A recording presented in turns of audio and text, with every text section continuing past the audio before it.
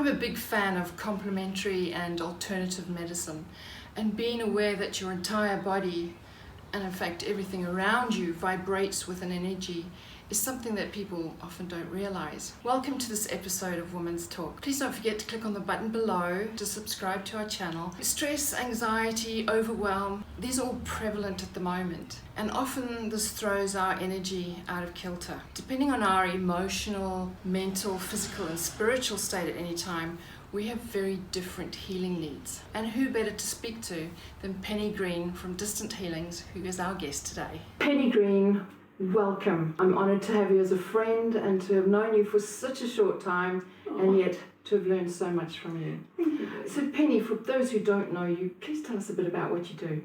I work with energy in so many different ways. I do energy healing, I do spiritual intuitive counselling, tarot, personal readings. I work with homes and businesses to clear them, take out the negative energy that impacts them and replace it with positive energy. Tell us a bit about what energy is. Everything's just energy and vibration. I work with vibration and frequency, and that's how I heal. But we as human beings are just energy. And I say that to people and they go, yeah, but no, we're just energy. And within that, as normal, healthy human beings, we vibrate at a rate, it's pretty much standard rate, and that's 68 to 72 megahertz. When you're healthy and fit, that's what you're vibrating at. When I read aura, that energy field that emanates around us and tells our life story, if you're really thinking, like working or doing an exam or thinking through problems, you'll vibrate really yellow around your head because it's a higher vibrating colour.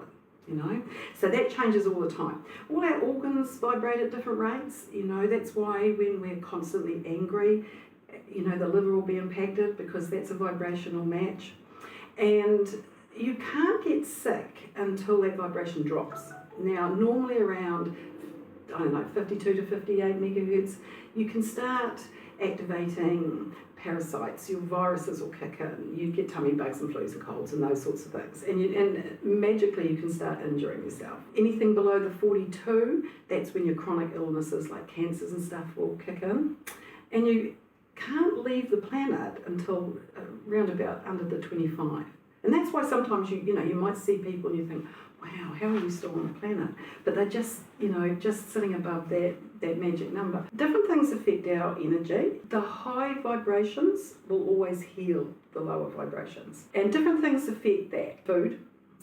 Our food does affect our energy and our vibration. That's probably the only reason, really, when you go into it, that we're told to eat raw, green, because they're high vibrating colours. Like you look at basil as a herb, a fresh herb, I think it vibrates around 57 megahertz. So it heals the body. Eating an odd hot dog or processed food, or that's dead. It's got no vibration, but it's not going to kill you. It's just not going to heal you. Things like essential oils, massively high vibration. If you took this rose oil here, organic rose otto is one of the highest vibrating things in nature. It's 320 megahertz. And when you look at that, your grandmother would have used rose oil and rose water all the time because they knew that it healed. Frankincense, 147 megahertz. That's, a lot of people are using that now to cure cancer because at 147 megahertz as opposed to the 42. And it's dragging that energy back up. Those days that you get up and for some reason you're off kilter and you're angry and you drive out the drive and everybody wants to, pull in front of you and every phone call's a nightmare and everybody hates you and you get to the end of the day and you're exhausted and you're like, when's it going to end? And it's because you're literally emitting an energy of anger on a vibration and frequency that attracts... And not really realising it. Oh, no. Part of what we are as humans, and part of the process of trauma and things like that is blame. We want to blame everybody around us. But without doubt, what we're emitting as an emotional vibration is what we will attract more of. If I could just draw everyone's attention to this diagram, which you can actually get from Distant Healing's website. Do you want to just chat about this for a second? Yeah, sure. Yeah, this is the emotional vibration chart. Obviously, love being way up the top. And this is how I heal with that emotional vibration because it's hugely healing. As you go down, I mean, obviously if you're in that top bit, in that higher, the higher vibrations, pretty much not much goes wrong because you're emitting an energy of high vibration, and that's what you're attracting. Because make no mistake, through every second of the day, as we are emitting something. When you get down to that middle bit where it says boredom, now it's Groundhog Day. It's when you have the same day, day in, day out, and you're not growing and you're not experiencing and you're not changing. And that's kind of the point where things start going a little bit wrong, because you can very quickly head down here. Certainly things like guilt and shame, which we love doing to each other, especially now. It's part of, it's a huge part of what the energy we're playing in at the moment. That's actually a really dangerous vibration to be at. Make no mistake, your emotional vibration will be connected to every illness and injury that you have. Guard your emotional vibration. And that's why we are. I mean, at the moment we're living in that state of rage and fear and unfortunately hate and uncertainty. Yeah, uncertainty and anger. All of these things, and none of those are going to help you in any way. And I know it's hard to ignore, but for every thought that you have or everything that you do, call it that butterfly effect, it creates something. And at the moment, everybody's living in this massive energy of everybody's emotional vibration. Penny, when you're feeling a bit down or out of sorts, you obviously realise it. I wish that we would teach the really basic things around energy at school, as part of what we teach our kids. If our kids understood that they create with thought, that they are governed by their emotions, and everything in life's going to be a result of how they're feeling, we would all be quite different. But I don't think at this point that people really understand the effect of how they're feeling, what that effect is on their life, and how, if you've got no self-worth, if you're vibrating of an energy of having no self-worth, then how are you attracting someone that's going to treat you well? Your energy is literally teaching people to treat you badly. And we do read energy far more than what we think. When language kicked in way back, we kind of lost a lot of how we read each other.